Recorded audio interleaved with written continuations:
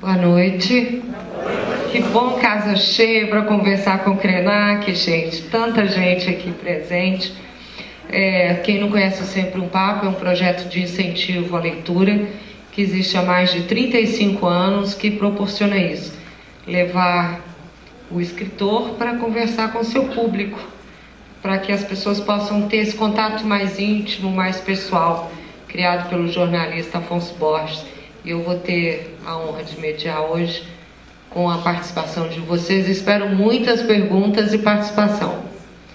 E o enorme prazer de receber aqui hoje o Ailton Krenak, nascido no Vale do Rio Doce, nas Minas Gerais, minha terra também, uma região que é muito afetada pela mineração, que está destruída desde que o rio morreu. E hoje nós vamos conversar aqui sobre o planeta, a Terra, a natureza, o que é que nós estamos fazendo e o que é que nós estamos deixando para os nossos filhos, para os nossos netos. Ailton, é um enorme prazer estar aqui com você. Muito boa noite, muito bem-vindo. Obrigado, Paulo. Boa noite. Tá desligado. Boa noite. Eu não estou me escutando. Tá desligado ainda.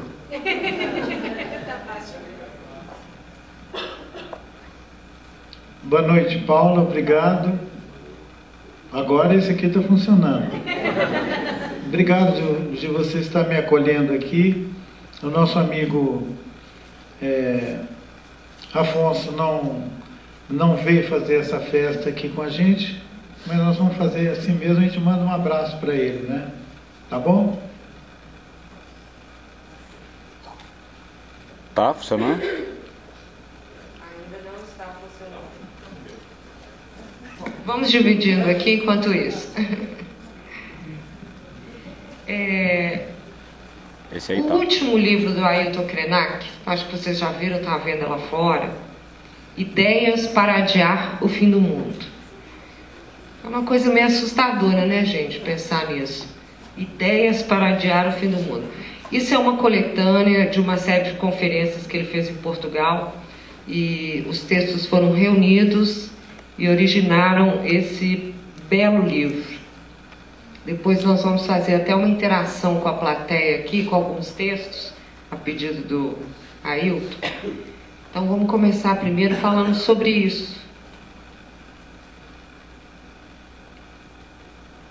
Esse livro, ele encantou leitores, escritores, intelectuais.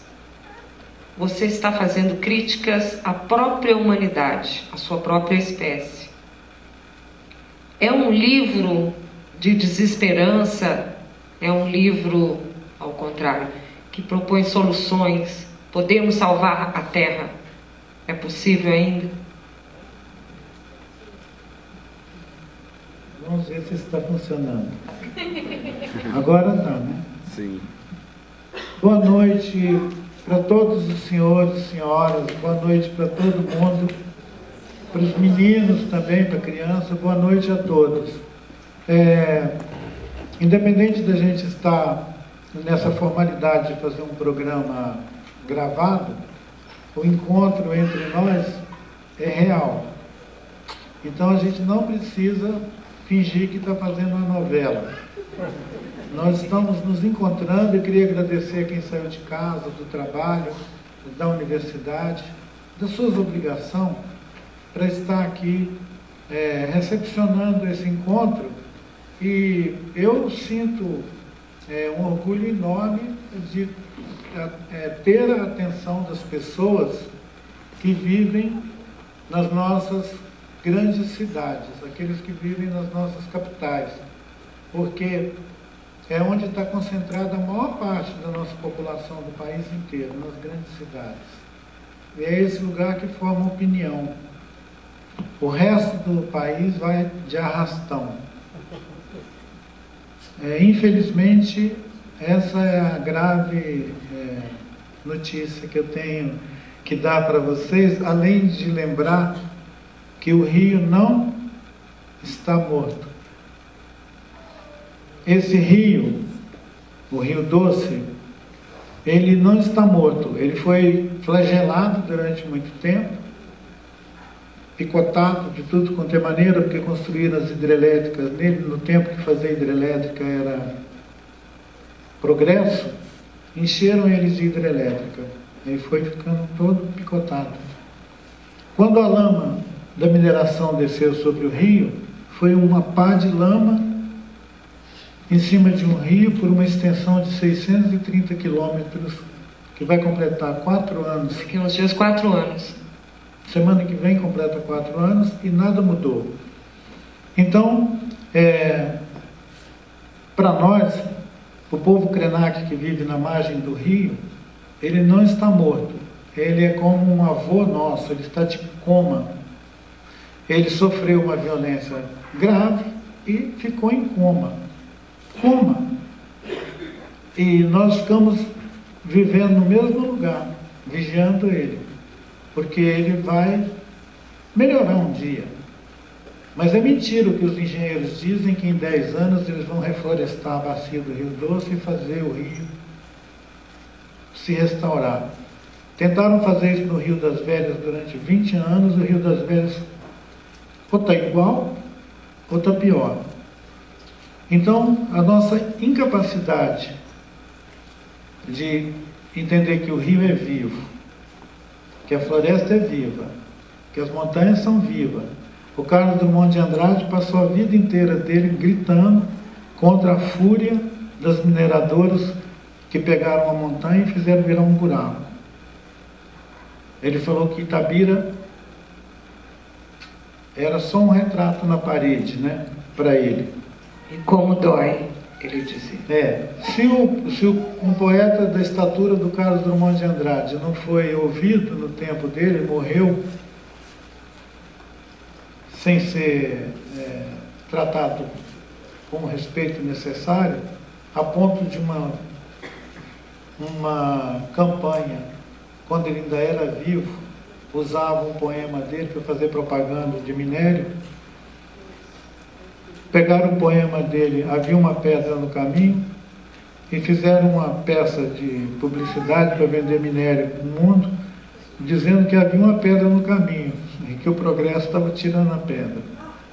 A pedra são as montanhas que vão virando campo. É uma predação. Mas nós não podemos ficar falando só de coisa triste, como se esse livro fosse mesmo uma profecia de fim de mundo. Não tem nada a ver.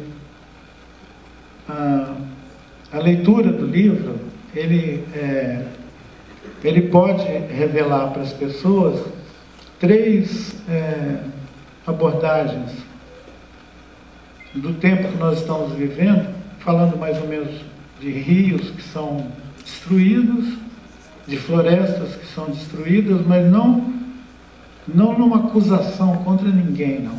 É só mostrando como que a humanidade perdeu o rumo de casa e está rodando. Gente, vai ter microfone, quem quiser fazer pergunta, levanta a mão e o microfone vai até vocês. Eu queria fazer mais uma pergunta antes de passar para a plateia. A humanidade, a maior parte dela, ela não se vê como parte da natureza? Ela destrói o rio, ela polui, ela deixa a lama invadir, ela tira as montanhas, escava, agora joga óleo no litoral todo.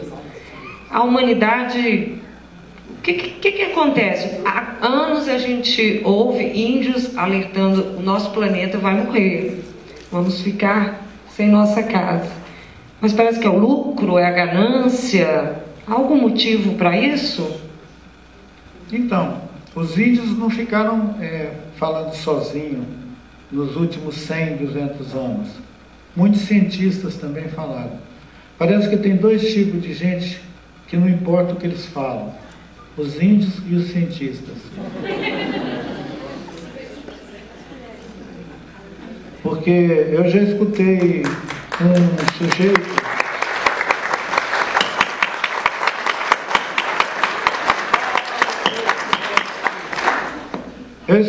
sujeito que é o chefe de uma das potências globais, dizendo: é mentira esse negócio de clima, A temperatura não mudou no planeta, não. A temperatura está igual.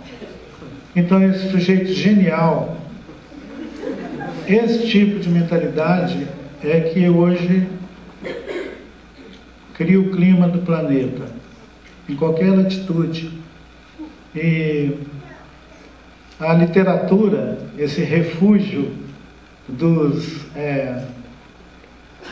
sonhadores, é que acaba acolhendo algumas dessas mensagens. Tem 3 conferências nesse livrinho. Você está com ele escondido aí, né? Eu tô, porque daqui a pouco nós vamos... Não, é que esse livro é tão pequeno que ele pode ficar em qualquer lugar. Se você botar... Quem está com o livro aí, gente? Levanta aí, quem está. Alguém tem esse livro? Você. Abre em qualquer página e leia um trecho para nós, por favor. Você pode levar o microfone para ela? Obrigada. Pode? O trecho que você quiser, na página que você quiser. Quando nós falamos que o nosso rio é sagrado, as pessoas dizem: isso é algum folclore deles. Quando dizemos que a montanha está mostrando que vai chover e que esse dia vai ser um dia próspero, um dia bom, eles dizem: não, uma montanha não fala nada. Quando despersonalizamos o rio, a montanha, quando tiramos deles os seus sentidos, considerando que isso é um atributo exclusivo dos humanos, nós liberamos esses lugares para que se tornem resíduos da atividade industrial e extrativista, do nosso divórcio das integrações e interações com a nossa mãe, a terra. Resulta que ela está nos deixando órfãos. Não só, acho que só esse trecho, tá bom? Veio bem em cima do que eu perguntei. Nós nos sincronizado. dissociamos da mãe natureza. Beijo aí. Obrigada, viu? Lê muito bem. A gente se dissocia da mãe natureza. O ser humano não faz parte da mãe natureza. Isso tem mudado, você disse. Mas o planeta está aí sendo destruído. Como o Ailton hoje, que viveu tanto, que faz palestras pelo mundo, vai em outros países, foi ativista e é ativista ambiental, amigo do Chico Mendes, passeou tanto na Amazônia, visitou tantas tribos, conhece tantas tribos brasileiras e de outros países. Qual é o seu sentimento em relação a isso? Essa dissociação, ela vai ter que acabar. Qual é o sinal de alerta quando as pessoas vão falar: gente, para, acabou a destruição, ou não? Eu acho que não tem sinal de alerta. Não tem sinal de alerta e as pessoas não vão parar. Porque nós todos, essa tal da humanidade que se descolou da Terra, nós todos estamos vivendo uma existência artificial no planeta inteiro. Nos campos de refugiados da África, em Israel, na Palestina, nas beiradas do mundo, não tem sossego. Nós vivemos numa região do mundo que sempre foi muito próspera. Esse lugar que nós vivemos no mundo, que tem o nome de Brasil, e uma parte dos nossos vizinhos, é o melhor lugar do mundo para viver. Mas esses lugares também estão sendo destruídos, para a gente virar uma Palestina, para a gente virar uma periferia da África, do Afeganistão, desestruturando a nossa economia, acabando com a infraestrutura do país mesmo, a ponto da gente ver as praias do Nordeste sendo inviabilizadas como um destino turístico desse final de ano, que os meus amigos nordestinos que têm restaurante, pousada, que vivem dessa atividade, e até os nossos parentes Pataxó, lá de Monte Pascoal, Coroa Vermelha, eles não vão ter nem com quem conversar na praia, se o negócio continuar assim. Dizem que quando o português chegou aqui, tem uma das versões que fala que quando os portugueses chegou aqui no Brasil, eles encontraram primeiro os Pataxó. Eles não teriam encontrado os Guarani lá em Itanhaém. Tem uma festa de Itanhaém que celebra a descoberta do Brasil, aí eles mostram os portugueses descendo dos botes e encontrando com os índios na praia. Essa é uma notícia. Tem a outra que é o pessoal desembarcando naquela região lá do Recôncavo, e os Pataxó receberam eles lá. Monte Pascoal, e os portugueses primeiro teriam ficado naquela região. Essas histórias dos portugueses vindo para cá, e a colonização que os portugueses fizeram dessa região bonita do mundo, podia dar em várias coisas, não tinha que dar num desastre.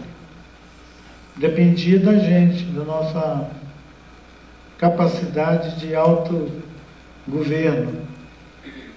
E nós não construímos isso. Eu já tenho 66 anos. As pessoas da minha idade não conseguiram fazer isso. Os pais deles também não, e os avós deles também não. Então é por isso que nós estamos discutindo agora o clima do planeta. Quem não cuida de casa, discute o clima do planeta. O ditado que fala pensar globalmente e agir localmente, que é esse pensamento de cuidar das coisas localmente para que o mundo seja melhor, é uma ideia muito quase infantil que o ambientalismo e a ecologia urbana difundiu, ensinando para as crianças na escola que se nós pensarmos ecologicamente, o mundo vai ser melhor, mesmo que a gente continue comprando tudo na latinha. Caixa de leite, caixa de farinha, pote de açúcar, pote de tudo. Quando o Mahatma Gandhi decidiu se libertar da Inglaterra, o Mahatma Gandhi decidiu que o povo dele ia fazer linho, fazer roupa, fazer tecido, para eles parar de comprar pano dos ingleses. Depois ele pensou, vamos parar de comprar sal. Então foi substituindo as coisas que eles dependiam dos estrangeiros para eles ser um povo com alguma autonomia, dignidade. Aqui, desde que os portugueses chegaram, a gente mudou muito pouco as nossas práticas.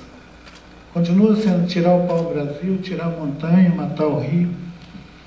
Vamos fazer uma leitura de um outro texto? Vamos, quem quer ler, gente? Qual o seu nome? Boa noite. Está subindo aí ó, o microfone. Boa noite, Reinaldo. Boa noite. As andanças que fiz por diferentes culturas e lugares do mundo me permitiram avaliar as garantias dadas ao integrar esse clube da humanidade. E fiquei pensando, por que insistimos tanto e durante tanto tempo em participar desse clube, que na maioria das vezes só limita nossa capacidade de invenção, criação, existência e liberdade? Será que não estamos sempre atualizando a nossa velha disposição para a servidão voluntária? Quando a gente vai entender que os estados nacionais já se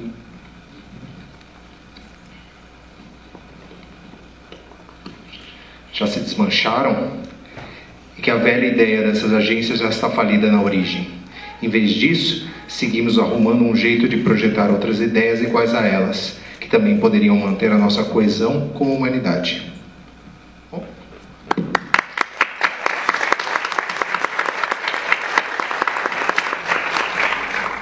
Temos alguma pergunta, algum comentário da plateia? Quem quiser, levanta a mão. Deixa eu ver onde.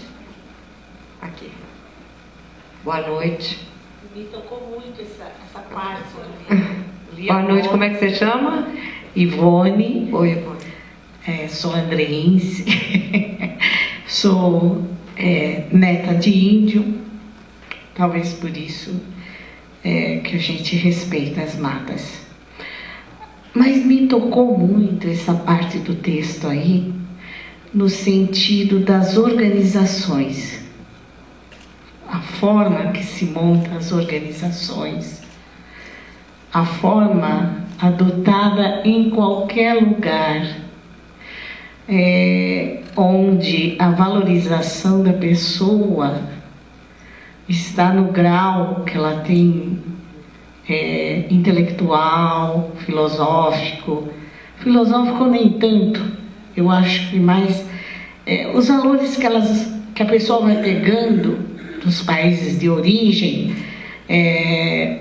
e que isso traduz na qualificação do ser, e que na maioria das vezes não é isso. Então, quando se põe num organismo como a ONU, como tantas outras aí, a Unesco, mas se põe uma pessoa pelo grau que ela andou em universidades ou grupos que ela participa, ou países de origem de onde ela vem, sem nenhuma sensibilidade ou olhar para o coletivo. Então isso me traduziu muito essa coisa manada que tem o ser humano, de não analisar a terra que ele vive, a origem dele, o canto que ele nasceu, a valorização do lugar que ele mora. Então eu achei muito legal isso, só isso. Quer comentar? Não, ele está me dizendo aqui que eu devia ter feito uma pergunta, né? Fala no microfone, Ailton. Passou um moço com a câmera lá, a câmera dele fez barulho no microfone. É a energia, gente, a energia que na verdade hoje, ó, eu dei um pensamento assim que me tocou no livro, entendeu? Das organizações e dos erros. Obrigada. Eu gostei muito dessa observação também, porque é um texto e às vezes a pessoa lê e ele interpreta do jeito dele, com bagagem pessoal. E achei muito interessante a sua interpretação, porque ela coincide com o que eu penso. Eu fui uma vez tentar discutir com o Banco Mundial o dinheiro que ele dava para o Brasil para asfaltar a BR-364, que vai de Cuiabá para Porto Velho, depois de Porto Velho para Rio Branco. Nesse tempo, eu estava participando junto com Chico Mendes e com outras pessoas da luta para não deixar abrir a Transamazônica, tá? E, quer dizer, já faz tempo. E o Banco Mundial, na década de 70 e 80, ele praticamente dava dinheiro para os países daqui da Bacia Amazônica abrir estrada, infraestrutura e colonizar. Aí como o governo estava desmatando, derrubando, passando em cima de aldeia e comunidades ribeirinhas e tudo, nós juntamos um movimento social plural, sem partido nenhum, gente de tudo quanto é lugar, e pressionamos o Banco Mundial para ele parar de dar dinheiro para fazer esse estrago. O presidente do Banco Mundial não estava atendendo, teve uma campanha muito grande e nós conseguimos fazer uma reunião com ele. Eu fui no ano de... talvez final do governo Sarney, 86, por aí, 88, aí era Sarney. Aí fomos um grupo de cientistas, professor José Lutzenberg, alguns outros cientistas, pessoal da área de meio ambiente, e eu estava junto, e nós falamos com a direção do Banco para a América Latina, que é para eles pararem de dar dinheiro para destruir a floresta. Ele virou e falou: olha, o negócio do banco é fazer negócio. Eu falei: mas não é o Banco Mundial? Não é uma instituição que foi criada para criar regulação econômica no planeta e evitar crise? Vocês estão criando crise.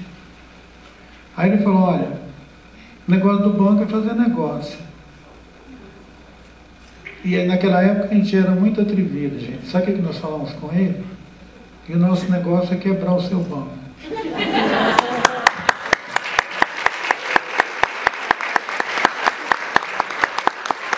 Próxima pergunta. Pode ser, lá, nem em cima. Boa noite.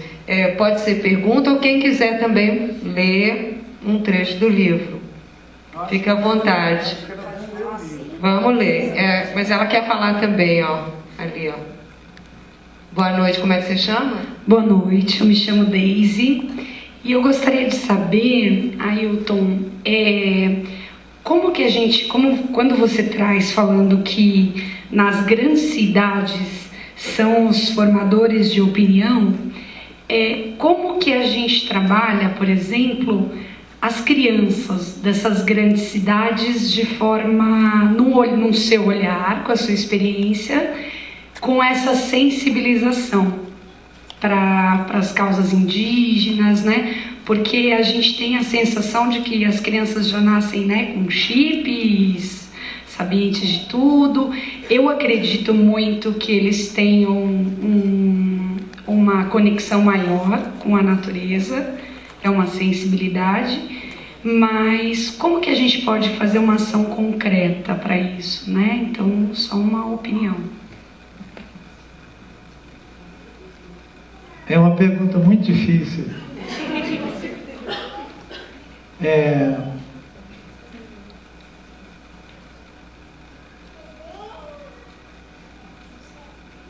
Eu tenho sido convidado para conversar com educadores, eles ficam querendo discutir exatamente essa ideia da educação infantil. Se a gente for entrar nesse assunto, se encontra que vai até amanhã, acerca das opiniões, né? Tem muitos pontos de vista. E o mais radical deles sugere que viver em grandes concentrações urbanas implica em separar a criação da criança da educação da criança. Você não vai poder fazer a criação e a educação dele dentro da família. A educação dele vai ser feita fora, numa creche, num colégio, numa faculdade, numa instituição de ensino. A família dele só vai dar comida para ele, dar banho nele, botar ele para dormir e mandar ele para lá. Dá banho, arruma ele, dá comida, dá para lá. Quando ele estiver doente, leva no hospital, cuida dele e manda para lá. Quando eu estudo o costume de vocês como antropólogo, eu fico abismado com os costumes de vocês. Vocês renunciaram a criar seus filhos e estão alugando gente para cuidar dos seus filhos. Vocês estão alugando os professores, os psicólogos, os educadores para cuidar do seu filho, porque você tem outra coisa importante para você cuidar, que é seu trabalho. Você quer trabalhar até morrer. O governo, quando vai discutir a aposentadoria, ele está perguntando para a pessoa quando que ele quer morrer. Então, você quer morrer com 75, com 85 ou com 95? Então é uma pergunta horrorosa, porque não respeita a existência da pessoa desde criança. Separar as crianças dos pais para educar as crianças é uma violência muito grande, uma violência social. Mas o Estado, o que o Estado faz? O Estado manda pegar as crianças, separar dos pais e ensinar os filhos a ser consumidor, cliente. A última coisa que eles vão querer ensinar para essa criança é ele ser um cidadão. Ele não precisa aprender a ser cidadão, ele só precisa ser um consumidor, bem consumidor mesmo, para reproduzir esse negócio.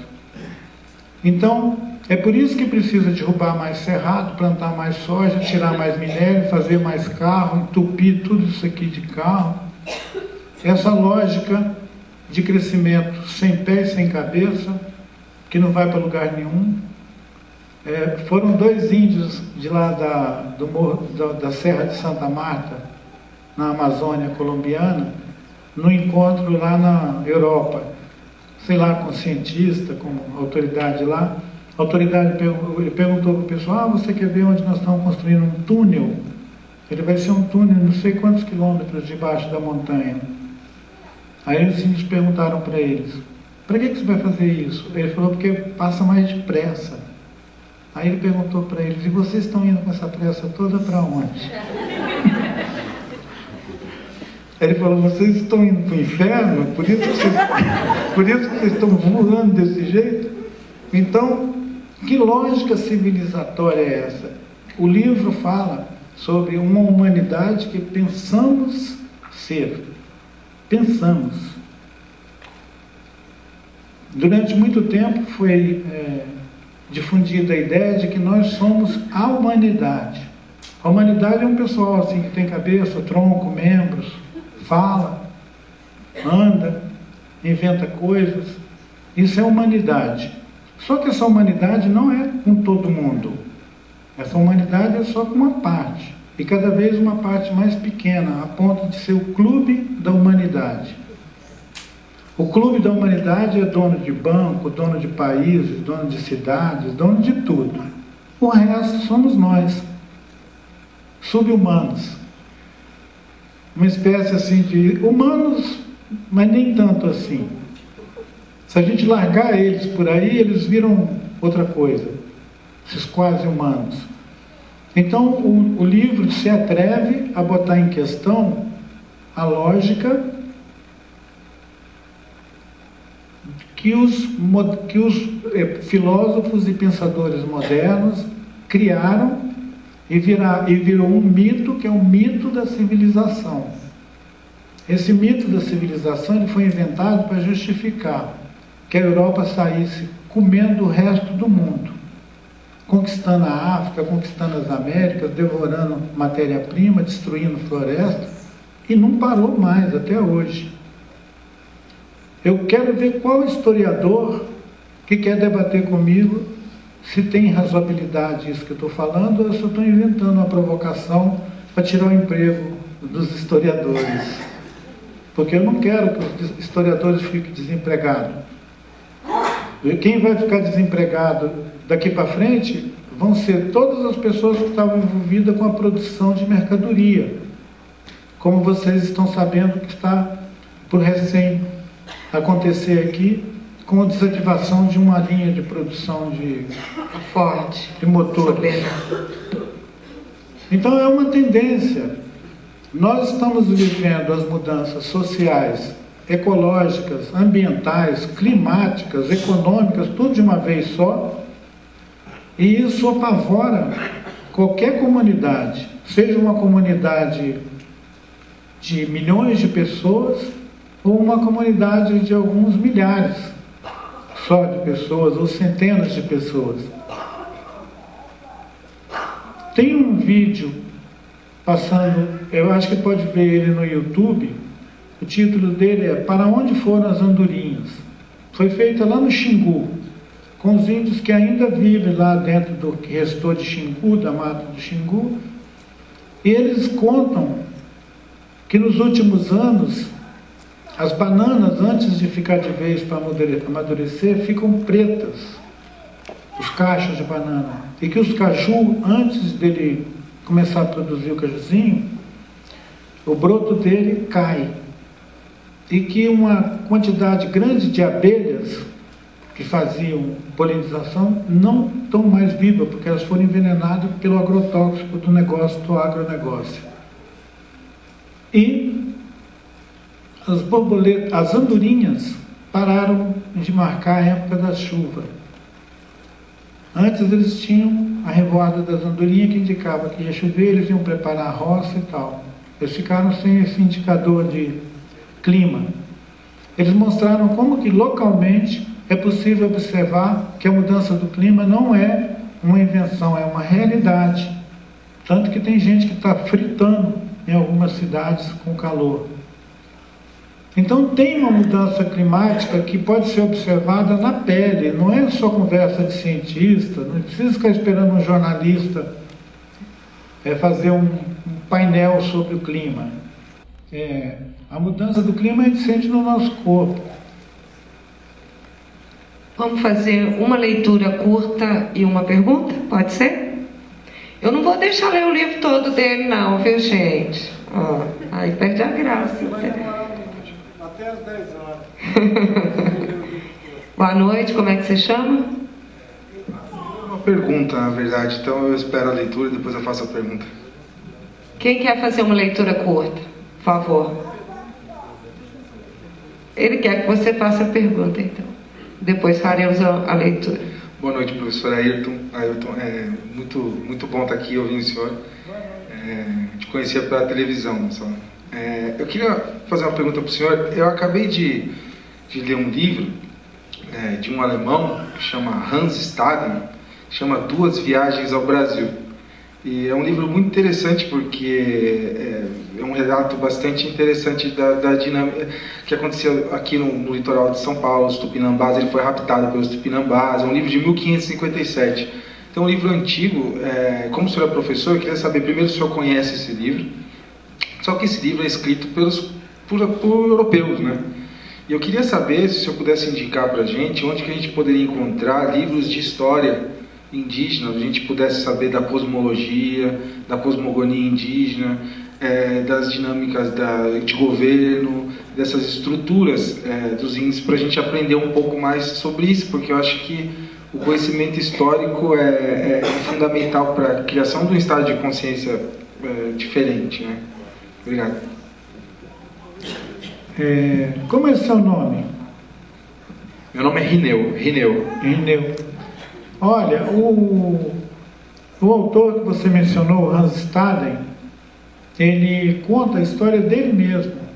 Era a carta que ele escrevia, o diário dele, contando como que ele foi capturado pelos Tamoios, depois como é que ele foi vendido para os Tupinambá, como que de aldeia em aldeia ele foi sendo negociado pelos caçadores dele lá, até que ele deu a sorte de chegar na aldeia do Cunhambebe.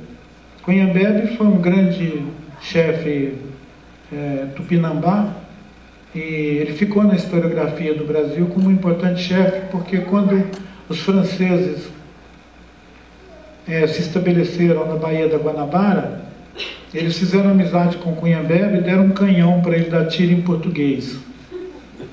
E ele gostou dos franceses. O que sugere que a gente fala português não foi por escolha, foi por falta de opção. Aqui, lá em Pernambuco, seriam os holandeses, né? Sem provocação, né, gente? Então, esse país imenso, continental, em que nós todos, inclusive os índios, e os negros, e os brancos, todos falam português, é uma situação ótima quando a gente pensa esse lugar como o melhor lugar do mundo. Quer dizer, olha o tanto de atributos que tem para esse lugar ser bom e como é que a gente estraga ele.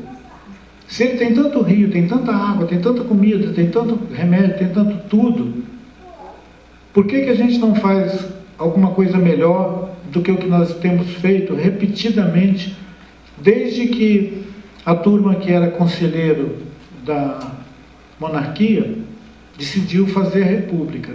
Aí os mesmos caras saíram e fizeram a república. Aí eles são republicanos.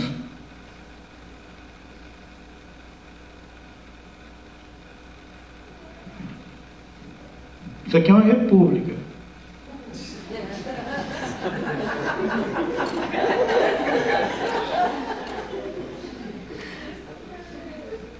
Vamos fazer uma leitura? Aqui. Por favor. Eu passo para você, que é mais fácil.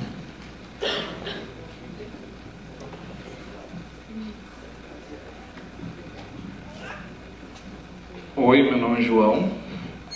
Posso fazer uma leitura junto com uma pergunta ao mesmo tempo? Ótimo.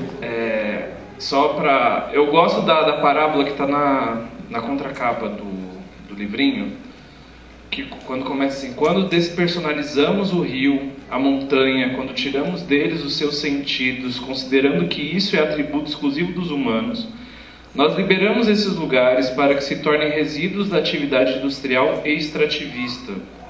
Do nosso divórcio das integrações e interações com a nossa Mãe Terra, resulta que ela está nos deixando órfãos. Não só os que em diferente graduação são chamados de índios, indígenas ou povos indígenas, mas a todos. Eu gostei muito dessa parábola do final, porque eu sou professor de biologia, né? E eu estou fazendo doutorado pesquisando o ensino de biologia, né?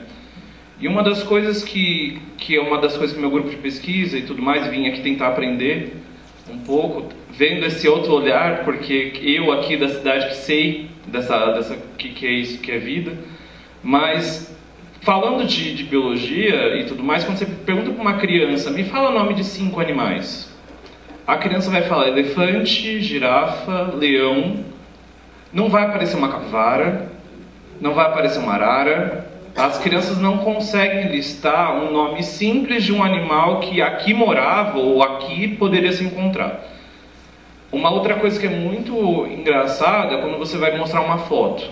Me cita os seres vivos desta foto, pensando que é uma foto do Parque da Serra do Mar. Me fala os seres vivos dessa foto. Ele vai falar, mas não tem seres vivos aqui. E ele está vendo aquele tapete verde quando você está descendo a serra.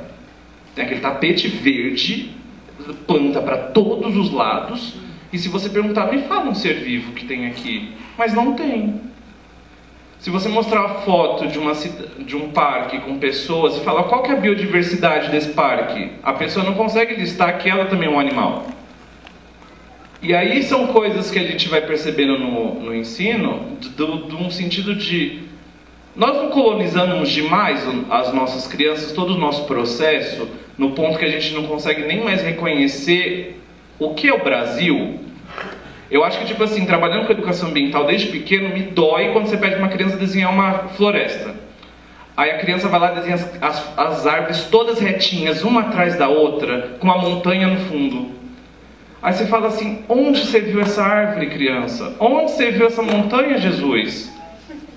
Entendeu? E aí você fala assim, como? Por quê? Entendeu? Eu no pouco que estudo sobre isso, eu tento colocar minhas visões. Mas uma das coisas que me incomoda é que minha bibliografia é francesa. Minha bibliografia é americana.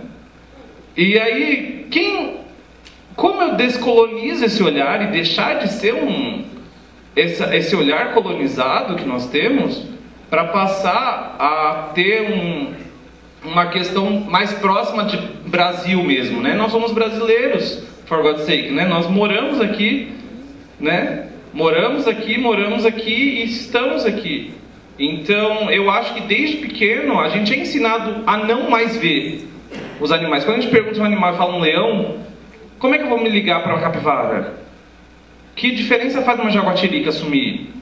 É umas dúvidas que me colocam, e essa coisa que você colocou no final me tocou bastante, deixa tudo utilitarista. A árvore serve para, o animal serve para. Então eu queria colocar a sua opinião sobre isso.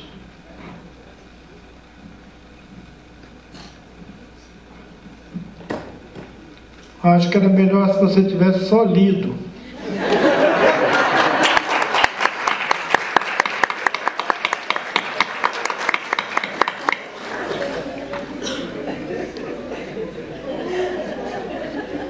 Você bagunçou minha cabeça. Eu entendi até um pouco.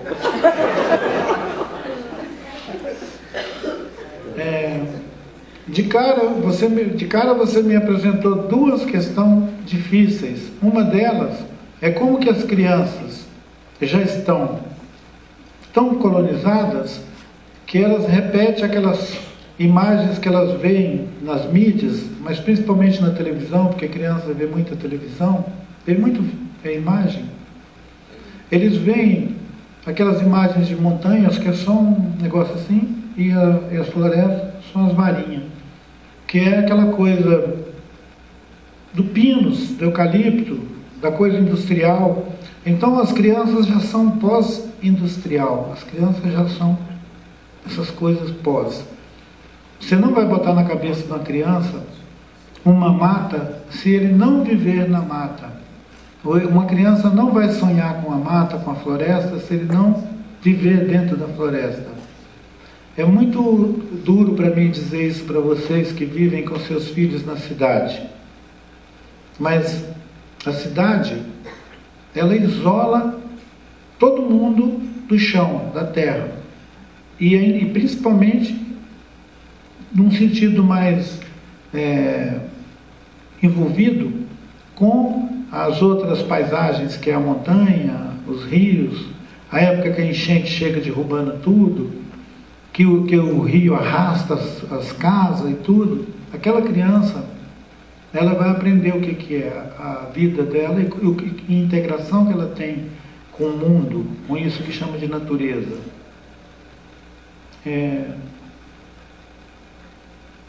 A criança, nós, os seres humanos, e os macacos também, e as jaguatiricas, a gente só aprende com a terra, com a fricção com a terra. Eu contei uma vez uma história que quando eu era moleque, na nossa família tinha gente que tinha alguns animais. E meu irmão ganhou um filhote de égua, uma potrinha, que cresceu muito bonito e o nome dela era Natureza. Ela era muito bonita, então o nome dela era Natureza. E eu era muito arteiro. Ela tinha comido o milho e no chão estava cheio de palha e sabugo de milho. Aí eu peguei uma vara e fui bater nas palhas e no sabugo de milho perto dela. Ela me deu um coice tão grande no meu estômago que foi assim que a natureza me ensinou.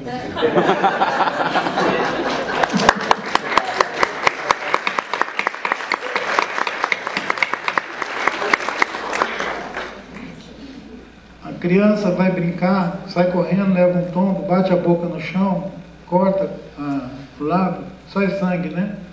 Quase que eles levam ele para o hospital. Só falta chamar uma ambulância. A criança quebra o pé ou a mão, é um escândalo. Como se a criança não pudesse quebrar o pé ou a mão. Um escorpião, uma cobra pica uma pessoa, fica todo mundo em pânico. Aí depois, como é que você vai querer conhecer os bichos daqui? Os bichos daqui mordem, dão coisa, picam. Aqueles da televisão, zebra, dinossauro, elefante, aquilo é tudo fantasia, igual as árvores retinhas e a montanha desenhadinha. Então é um culturalismo.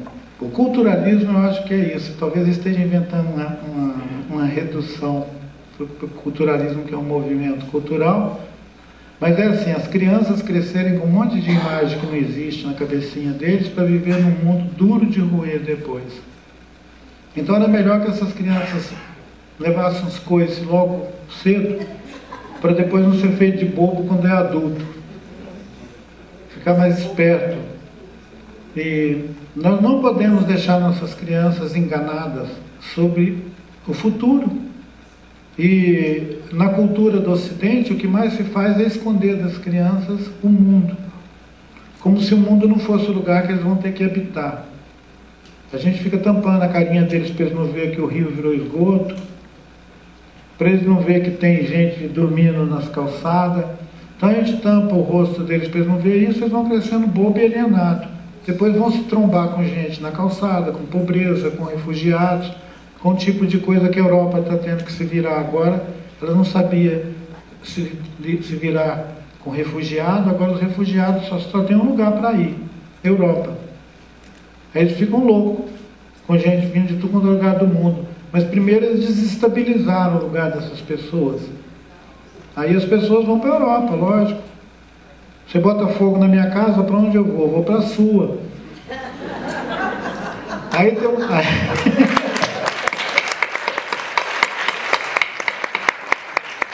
Não é brincadeira, gente. Você destrói a Turquia, para onde vão os turcos? Você destrói o Oriente Médio, sei lá, a Líbia, a Síria. Você quer o quê? Você destruiu o lugar que as pessoas viviam. Eles vão ficar lá no meio das pedras? Não, eles vão caçar um lugar onde tem emprego, onde tem, sei lá, outros povos vivendo, onde ele pode se recorrer a algum recurso civilizado. Então, os civilizados criaram o Clube da Humanidade, criaram essas instituições que já foram mencionadas aí, para manter o negócio funcionando. E nós, as pessoas que de diferentes lugares refletem sobre o mundo como família, como uma comunidade, como um povo, uma tribo, não conta de jeito nenhum para esse tipo de mentalidade. E é claro que eu fico observando que as crianças já estão muito capturadas por essa visão de mercadoria, de consumo e de reproduzir esses erros que a gente já fez. Mudar o conteúdo disso não depende de bibliografia de ninguém, depende de uma disposição de cada um que está em cada lugar, seja na sua casa ou na escola. E isso relaciona também com a outra pergunta que foi feita pelo meu amigo lá em cima, que eu já esqueci o nome dele. Eu não respondi sua pergunta, né? Mas agora ele me devolveu, que é para eu responder para você. Desculpa. Tem bibliografia, e você podia considerar que a primeira delas tem um título de A Sociedade contra o Estado. E ele é de um cara chamado Pierre Clastre. E ele disse, um antropólogo francês, ele veio na década de 70, 60 para cá, para o Brasil, Paraguai, Bolívia, Colômbia e Amazônia nossa, e estudou vários povos indígenas, principalmente os Guarani. Ele escreveu uma obra fantástica, que até hoje continua sendo uma referência fundamental para entender que o pensamento, a cosmovisão dos povos ameríndios não inclui ter uma estrutura de Estado e de governo igual essa que os brancos têm. Que as culturas antigas que viviam aqui nunca criaram um governo, porque eles achavam que criar um governo era um risco muito grande para a sociedade. Então, eles tinham corresponsabilidade e faziam a co-administração da vida entre a ideia mais próxima de que é uma cidadania. Cidadãos se autogovernando sem deixar alguém representar ele. Hoje em dia, eu vejo todo mundo querendo se representar. Esse negócio de todo mundo querendo, não, eu sou, alguém chega e fala assim, não, eu sou índio, aí o outro, eu sou negro, o outro, eu sou branco, e vão criando esses lugares de fala, de representação idealizada, de que existe um grupo assim, outro assado. Isso diminui muito a nossa capacidade de solidariedade uns com os outros, porque nós também já vamos começar a marcar quem que é nosso amigo e quem não é tão amigo assim, parecendo um time de futebol. Uns é do Flamengo, outro é do Corinthians, outro é do Palmeiras, outro é do Botafogo. Todo mundo que gosta de futebol aqui deve estar achando que eu estou brincando com o seu time de futebol, mas não é isso não. É que nós reproduzimos isso também na sociedade. A gente cria nossos grupos. E nós achamos que o nosso grupo é bom, tem direito a tudo, e que o outro grupo se dane. Infelizmente, essa mentalidade está tão cultivada, está tão animada, que prejudica a gente na nossa própria convivência plural, uns com os outros. Tem gente que só conversa com gente parecida com ele. Se ele entrar num avião e tiver um cara estranho dentro do avião, ele fica todo mundo mudo, olhando assim. Se você passar e falar boa tarde, ele fica olhando para você assim, como se não falasse a sua língua. Então, assim, é um choque cultural dentro de casa. Você não precisa ir para a Patagônia. Você tem um choque aqui mesmo, dependendo do lugar que você entra ou sai. Entrar no avião, por exemplo. Essa história de acompanhar esse livrinho, participando de debate, ele está me tornando um frequentador de aeroporto e avião. Eu preciso parar com isso logo, porque pior do que ficar morando numa cidade, ficar morando dentro de um avião. é artificial demais, vocês não tenham dúvida. Eu comecei a viajar para chegar aqui mais ou menos 8 horas da manhã. Aí eu pensei, eu deveria parar, descansar e depois ir encontrar com eles. Não, eu vim direto do aeroporto para cá. Então nós estamos tendo um encontro totalmente na rotina do dia. E o encontro com vocês foi muito bom porque eu não planejei nada, assim como eu não planejei nada quando eu fiz essas 3 conferências que viraram livro. Eu não escrevi esse livro. Algumas pessoas falam, o Ailton já escreveu 4 livros. Eles pensam que eu escrevi. Isso aqui eu fiz 3 conferências, que foi transcrita, editada e virou livro. Tem um outro que foi 300 entrevistas que eles escreveram, editaram e virou livro. Então eu sou um autor que nunca escreveu livro nenhum, vocês podem ter certeza.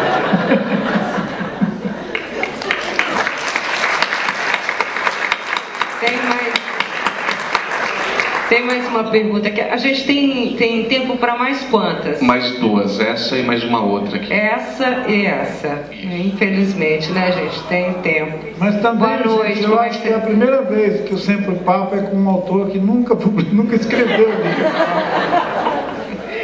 Tudo bem? Como é que você chama? Boa noite, eu sou a Vivi. Assim, sempre uma alegria muito grande no coração estar na sua presença. Ailton, né? Assim, já estivemos juntos em outros momentos. Eu vim aqui, tô chegando, eu vim de Guarulhos, é longe, né? É pro lugar onde você vai depois, para poder pegar o avião. E na verdade eu vim aqui na tua presença porque eu queria que você me ajudasse a escurecer as ideias, né? Que eu tô nesse caminho aí para também tentar adiar um pouco o fim do mundo. Então, eu estou dando um suporte agora para o Centro Cultural São Paulo, que é um centro importante daqui da cidade de São Paulo, que elegeu para o ano de 2020 a temática indígena para toda a curadoria do Centro Cultural.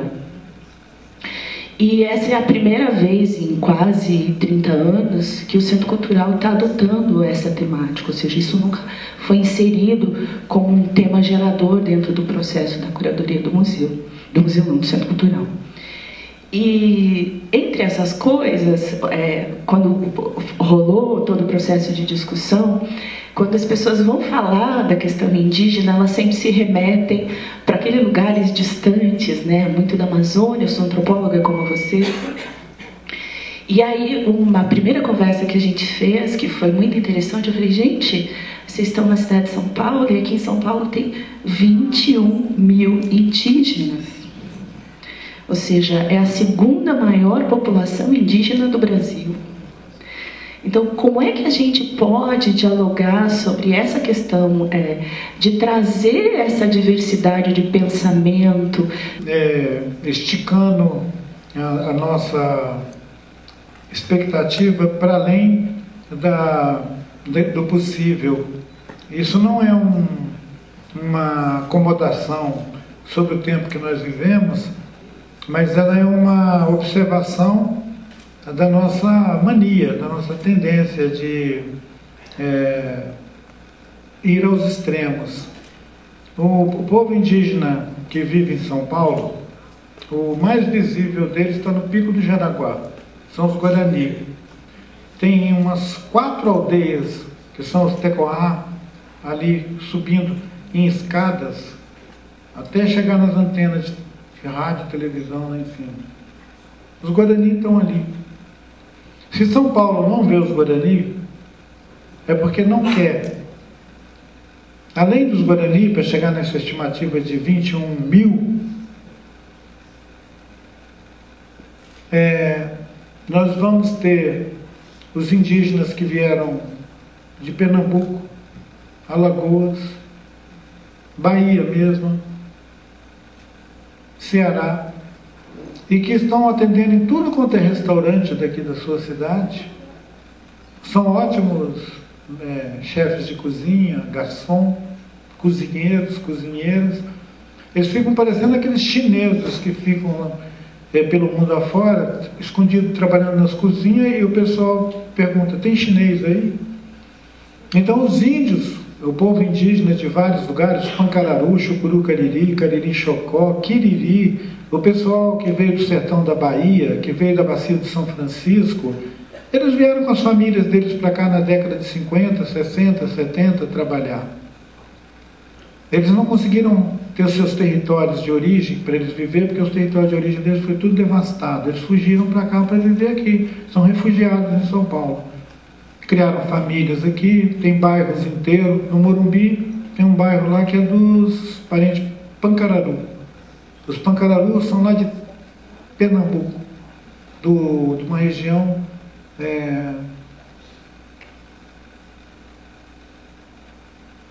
perto de Tacaratu, que é onde tem o território do povo Pancararu, o território principal deles. Depois eles têm aldeias espalhadas em várias outras regiões. Brejo dos Padres, que é a matriz deles lá. E aqui no Real Parque, né? Não é isso? Então, além do Real Parque, tem muitos outros bairros ao entorno da cidade que tem verdadeiras aldeias indígenas urbanas, vivendo dentro da cidade, tendo que conviver com a situação dos lotes particular, que para eles já é uma coisa absurda. Como é que vai ter um lote? Que é um monte de família. Então, tem muitas diferenças, tem muita diversidade em São Paulo, e dentro dessa diversidade tem os povos indígenas também. Vai ficar difícil uma hora vocês saberem se são povos indígenas daqui do Brasil, se eles são da Bolívia, da Venezuela, da Colômbia, do Chile, porque o pau está quebrando na América Latina e todo mundo vai se movendo por aí assim. A gente não pode pensar que a gente está numa ilha, nem para pior, nem para melhor. A gente tem que admitir que nós estamos no meio desse negócio e que nós podemos interagir de maneira crítica com a educação das crianças, com a nossa própria relação com o trabalho, com o consumo, com a terra. Os jovens têm feito horta na cidade, horta. Eu vejo as hortas. Horta em beira de avenida, em canteiro, em vários bairros. O pessoal pegou aqueles parques que não valia nada, ficava lá com aquelas árvores de eucalipto, fingindo que era um bosque, mexeram naqueles meios e estão plantando horta, estão plantando agrofloresta, estão fazendo alguma coisa. Então tem uma inquietação entre o pessoal de 12 até 20 anos por aí, que é significativa e que talvez seja o mesmo número de gente que o IBGE acha que são os índios daqui de São Paulo, população indígena. Tem um número correspondente a ela também de meninos e meninas plantando horta, agrofloresta, fazendo coisas que dão um pouco de esperança e tira a gente de um encontro onde a única coisa que nós vemos é um desastre. Quando os 3 textos foram reunidos no livro com o título de Ideias para Adiar o Fim do Mundo, é porque ele pegou um título de uma das 3 conferências. E a gente achou que ia passar assim, sem fazer muito barulho. Mas o título provocou muita curiosidade das pessoas, porque eles falam, se a gente pegar esse livro, vai ver que lá dentro tem uma receita para adiar o fim do mundo. Então, não é uma receita para adiar o fim do mundo, são 3 conversas ao mesmo tempo, e cada uma delas toca numa questão que parece que é decisiva para todos nós, independente de que povo que é. Por isso que a parábola encerra dizendo que são índios, indígenas ou povos indígenas, estamos todos no mesmo barco. Essa constatação de que interessa a todos nós. Essas 3 superestruturas, elas são a economia, o modo de operar essas economias no mundo, porque não tem mais Estado-nação que tem economia. A gente tem uma moeda aí, mas a nossa moeda flutua de acordo com o balanço do navio. Não tem esse negócio de soberania. Então, quando você vê um sujeito que está investido de algum mandato, seja o vereador ou o síndico do seu prédio, dizendo para você que está preocupado com a soberania do prédio, não dá bola para isso não, porque isso é maluquice.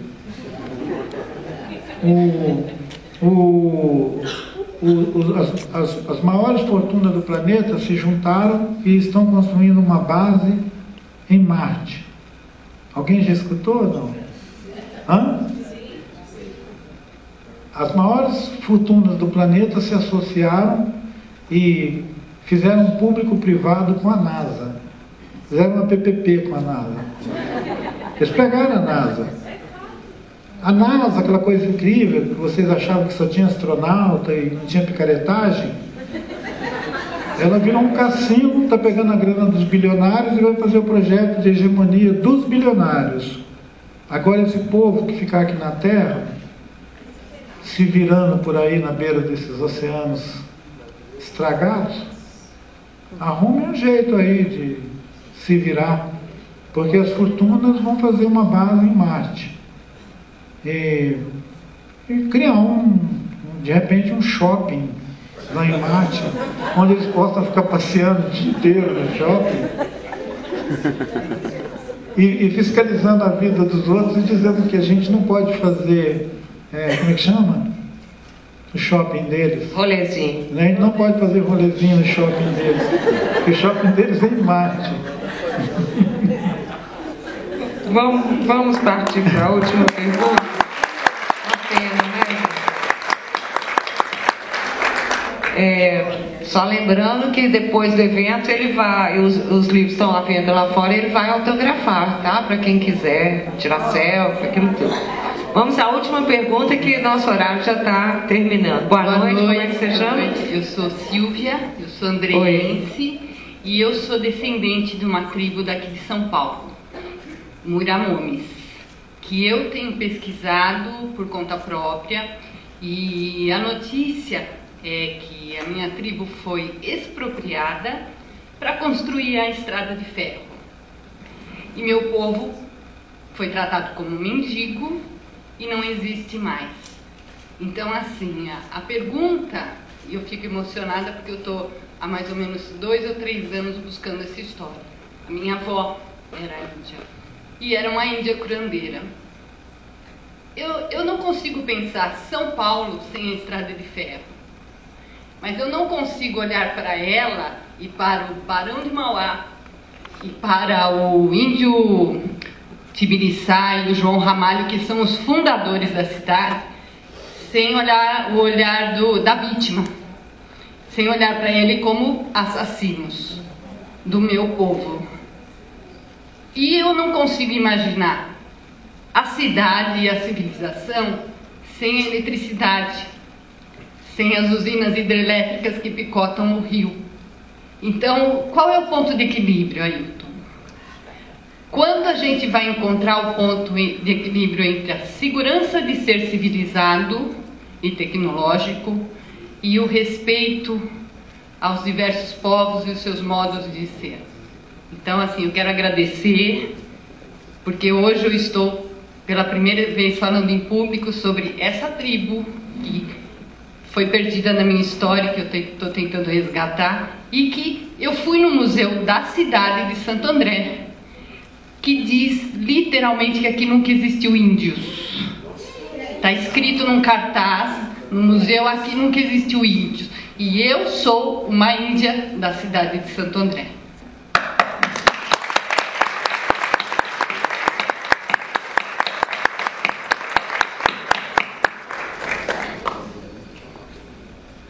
Então, seu povo não acabou.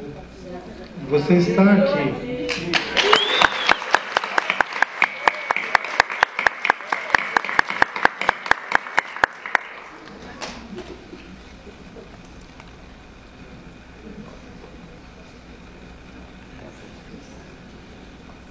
Vamos contar uma piada de japonês?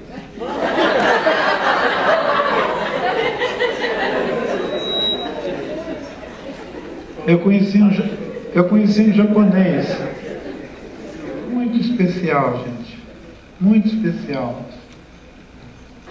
Ele foi participar da guerra, ele era jovem e foi participar da guerra no Japão.